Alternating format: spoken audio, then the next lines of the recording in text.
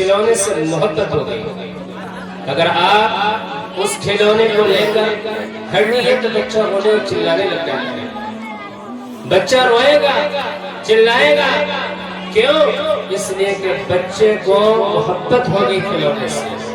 اور اگر اتفاق سے کبھی ایسا ہوتا ہے کہ آپ کھلونے کو رکھ دیجئے اور بچے کو اٹھائیے تو بھی بچہ رونے اور چلانے لگتا ہے.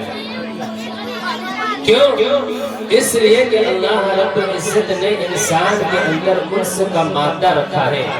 تو میں یہ کہہ رہا تھا کہ جب ایک ماں کو بچے سے اتنی محبت ہوتی ہے کہ اگر بچہ کہیں روئے، بلبلائے، چلائے تو اپنے سارے کام دھندے کو چھوڑ کر، اپنے سارے چھوڑ کر وہ بچوں کو فوراً اٹھا لیتی ہے اور گلے سے چمکا لیتی ہے، ناکوں کو صاف کرتی ہے. تو وہ اللہ رب العزت جو 70 ماؤں سے زیادہ محبت کرنے والا ہے تو وہ کیوں اپنے بندے کو جہنم میں ڈالنا چاہتا ہے؟ بالکل اللہ رب العزت اپنے بندے کو جہنم میں ڈالنا نہیں چاہتا ہے.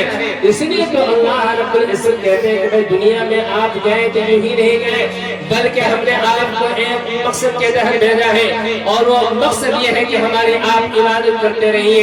اور کس طریقے سے کریں؟ تو آپ صلی اللہ علیہ وسلم کو ایک آئیڈیل اور نمونہ بنا کر بھیجا ہے کہ اگر ہم آپ صلی اللہ علیہ وسلم کے طریقے کے مطابق چلتے رہیں گے تو انشاءاللہ اللہ رب العزت ہمیں کبھی بھی جہنم میں نہیں ڈالے گا. جس طریقے سے عبداللہ ابن مبارک رحمت اللہ علیہ کو اللہ رب العزت نے کس طریقے سے ہدایت دیا کہ وہ شراب کے نشے میں مست تھے، ساز کو بجا رہے تھے اور بجاتے بجاتے آنکھ لگ گئی، بجاتے بجاتے آنکھ لگ گئی. پھر جب اٹھتے ہیں پھر ساز کو بجانا چاہتے ہیں لیکن بجتا نہیں. پھر وہ ہوش و حواس میں آ کر درست کرتے ہیں، صحیح کرتے ہیں اور بجانے کی کوشش کرتے ہیں لیکن پھر بھی بجتا نہیں. پھر درست مرتبہ درست کیا جاتا ہے پھر بھی ہوتا نہیں.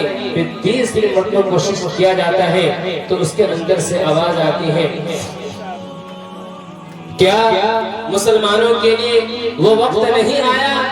کیا مسلمانوں کے لیے وقت نہیں آیا کہ وہ اللہ رب العزت سے ڈرے، وہ اللہ رب العزت سے ڈرے؟ تو حضرت عبداللہ ابن مبارک کہنے لگے بلا بلا یا رب قد آن، کیوں نہیں ہے پروردگار عالم، اب یہ وقت آ گیا ہے کہ میں آپ سے ڈروں.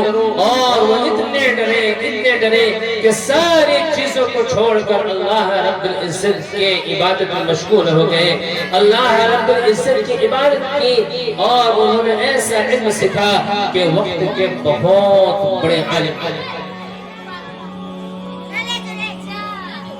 تو انسانوں کے لیے کوئی گھبرانے کی ضرورت نہیں ہے. جو بھی وقت ہمارا جیسا بھی گزرا، کسی طریقے میں سے گزرا، تو ہم یہ کوشش کریں کہ انشاءاللہ ہم اللہ رب العزت سے دعائیں کریں گے.